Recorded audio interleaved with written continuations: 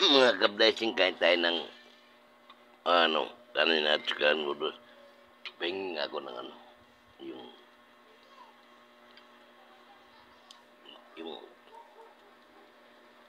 ayun o, taas. Pangalan,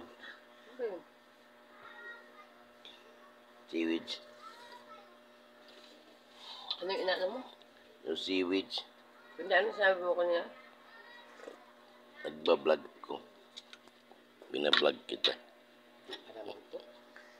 Sige na. Yan mga ka-blessing. Kain tayo.